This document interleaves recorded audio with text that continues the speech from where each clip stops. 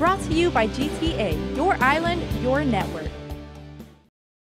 Another round of Agent Orange testing wraps up today, but Guam Environmental Protection Agency officials say more testing will take place in December. Samples from 5 different sites in Pidi, Tizen, Mongmong, NCS, and Nimitz Hill were taken by GEPA, US EPA, and Weston Solutions, a US EPA contractor.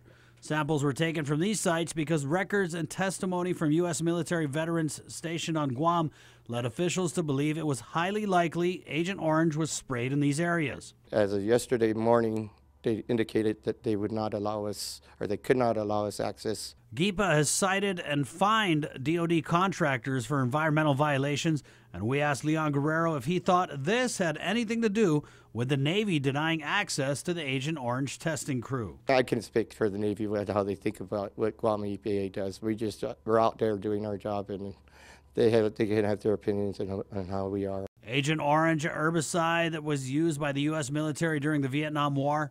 Several veterans who had been stationed on Guam said they sprayed Agent Orange during the course of their duties here. Agent Orange has been linked to numerous cancers, birth defects, Hodgkin's disease, and heart disease. GEPA officials say testing samples for Agent Orange could take a month, and if samples come back positive for high levels of AO-related chemicals, the next step would be to evaluate the effects of Agent Orange on areas that had high exposure levels, according to GEPA Deputy Nick Lee. We would need to take a look at the potential for further human or environmental harm based on what the lab results look like. GEPA also tested for Agent Orange inside the fence line at Andersen Air Force Base back in April. Well, those test results came back inconclusive. Governor Eddie Calvo ordered GEPA to conduct testing for Agent Orange in January of 2017, and Speaker Therese Terlahi has also been an ardent voice for accountability from the federal government on the Agent Orange issue.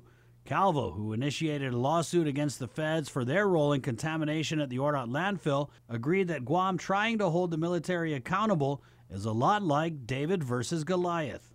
Sometimes David's got to use the stone in the sling. While the investigation into Agent Orange use on Guam has gained momentum, Calvo said it's important for the incoming Lou and Josh administration to continue that momentum. And hopefully, they continue on with the verve and enthusiasm that we've had in regards to the environmental efforts in cleaning up our island and beautifying it, but then at the same time holding accountable all parties, including the federal government. For Guam's News Network, Chris Barnett reports.